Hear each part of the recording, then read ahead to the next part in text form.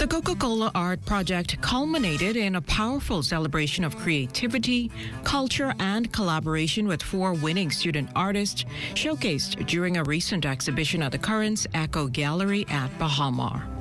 A partnership between the Caribbean Bottling Company, CBC, and the University of The Bahamas, the initiative aimed to honor and reimagine the impact of Bahamian musical legends through the eyes of young, emerging artists from UB's Visual Arts and Design Department. A total of 20 artworks were featured in the exhibition, with 4 students named as top prize recipients.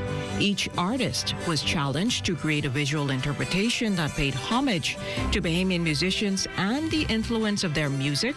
According to CBC's Cara Douglas Adderley, participants were given full creative freedom to explore what Bahamian music and culture mean to them and their generation. In a show of support for the arts, Caribbean Bottling Company also donated $10,000 to UB's Visual Arts and Design Department, a testament to its continued investment in Bahamian youth, culture, and education.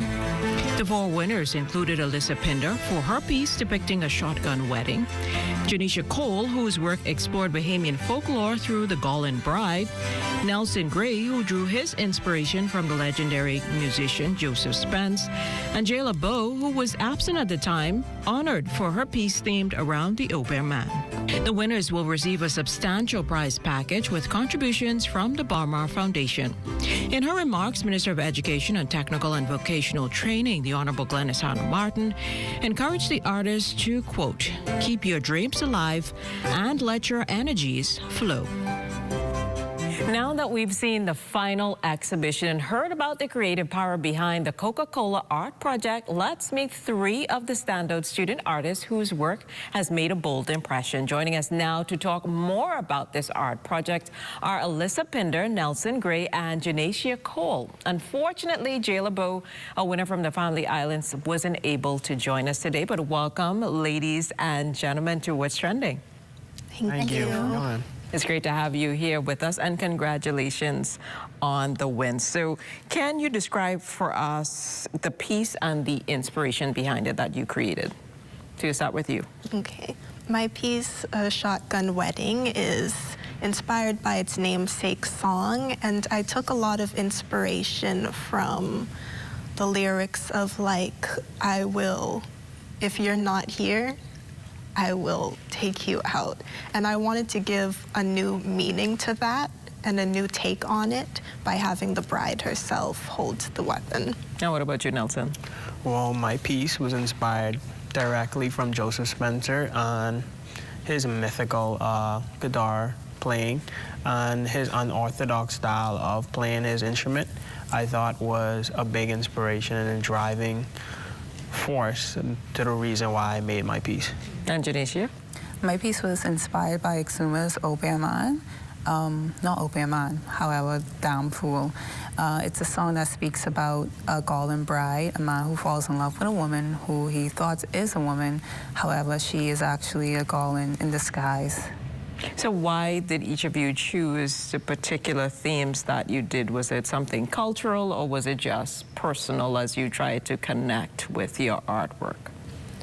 For me, I don't remember a lot from my childhood, but one of the few things I do remember is going to festivals and family gatherings, and the music was very important to me. And I would always remember that specific song, Shotgun Wedding. It was something that just really stood out to me. It is definitely one of those tunes. What about you, Nelson?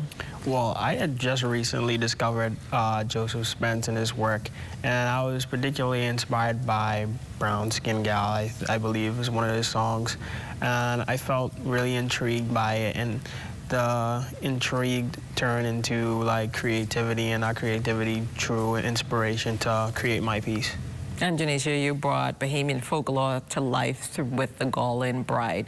What drew you to that story? So as a current history student and an art student as well, I do believe that it is very important that we preserve our folklore stories and our culture as well.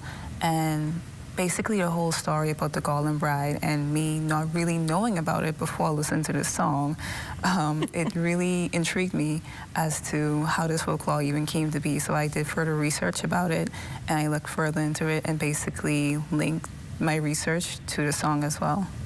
Now, this obviously is a creative process in art. What would you say was the biggest challenge you had in coming up with the pieces that ultimately turned out to be the winning ones? For my piece, I would say my art style tends to have a lot of influence from more international medias.